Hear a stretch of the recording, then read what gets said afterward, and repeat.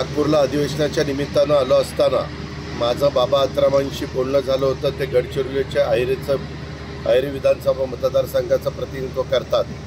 माझे त्यांचे बरेच वर्षाचे संबंध असल्यामुळं मला संदीप पाटलांनी पण सांगितलेलं होतं, आमचे वरिष्ठ पोलीस अधिकारी, किंवा दादा एका जिथं फार दुर्गम भाग आहे, जिथं आदिवासी लोक राहतात आणि तिथं बऱ्याच अडीअडचणी आहेत आणि अशा ठिकाणी आपलं पोलीस दल, आपल्या पोलीस दलाचे वेगवेगळे विभाग तिथं आपल्या राज्याचं संरक्षण करण्याचं काम करतात, तिथल्या नक्षलवाद उपटून काढण्याचं काम करतात, नष्ट करण्याचं काम करतात.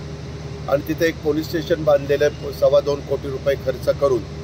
तर त्याच्या उद्घाटनाच्या करता तिथं काही लाभार्थ्यांना काही लाभ देण्याच्या करता, काही वस्तू वाटण्याच्या करता मी तो कार्यक्रम आखलेला होता.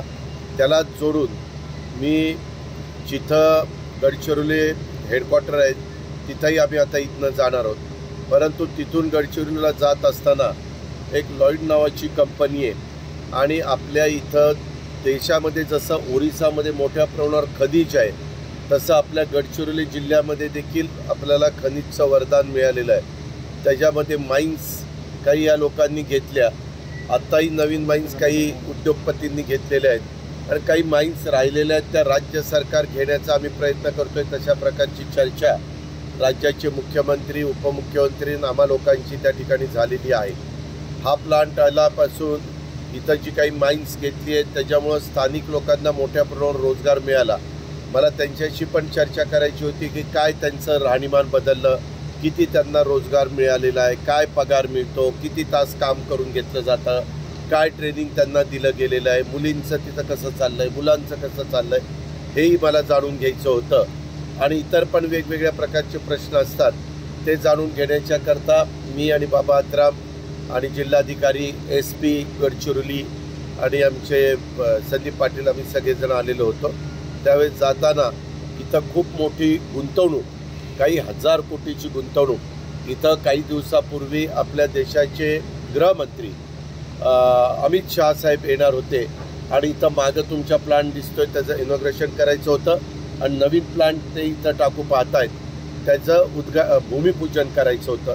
इथून साधारण कंपनीचं लॉइड्स कंपनीचं प्रभाकरन म्हणून त्यांचे मालक आहेत, त्यांचे 3 लाईन टाकायच्या आणि मॅक्झिमम इकडून जे काही पक्का माल आहे तो बाहेर पाठवत असताना किंवा आणखीन काही गोष्टी करत असताना त्या 3 रेल्वे लाईन खाजगी ते त्यांच्या टाकतायत आणि त्याच्यातनं साहजिकच आमचा स्थानिक लोकांना रोजगार मिळणार आहे, इथं आर्थिक सुबत्ता येणार आहे, काही 1000 मुलींना काम मिळालेलं आहे, तुमच्याही बघण्यात आलं असेल. आणि इथं ह्या प्लांट नवीन सुरू झाल्यानंतर अजून काही 1000 मुलींना त्याच्यातनं रोजगार मिळणार आहे, काम मिळणार आहे आणि एकंदरीतच इथलं सगळं चित्र पलटून जाणार आहे. आमचा सगळ्यांचा राज्य सरकारचा एवढाच प्रयत्न आहे की हे सगळं करत असताना पर्यावरणाला कुठलाही धोका पोचता कामा नये, एन्व्हायरमेंटचा पूर्णपणे विचार त्या ठिकाणी केला पाहिजे.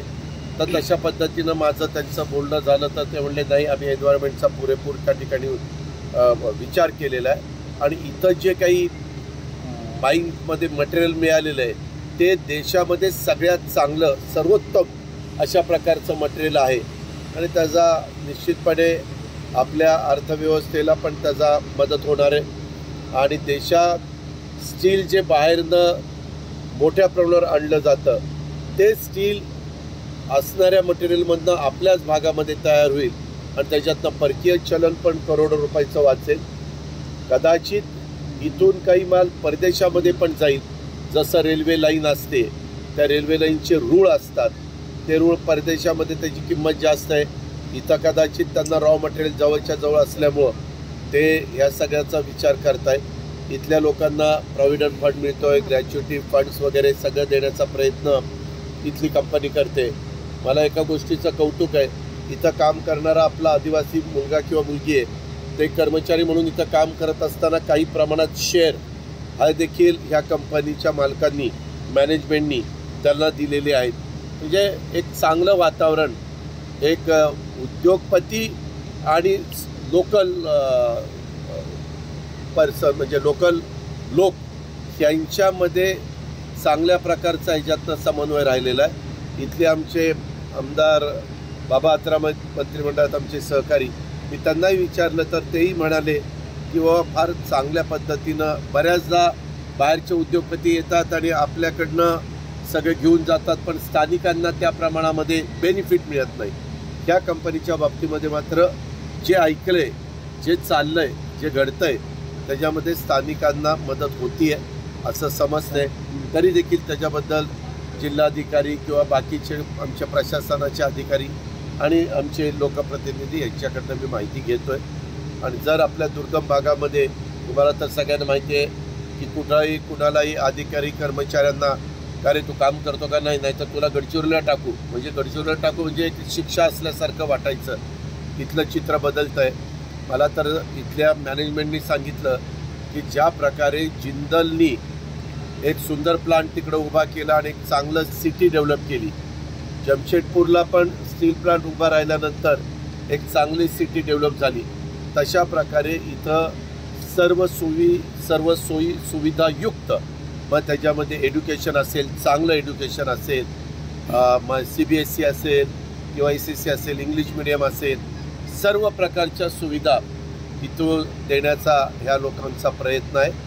आणि त्याच्याकरता काही 1000 एकर जमीन, जवळपास 9,000 एकर जमीन ते तिथं मागतायत आणि त्यांना देतोय. शेजारनं आपली नदी पण गेलेली आहे आणि त्याच्यामुळे इथलं संपूर्ण चित्र बदलून जाईल.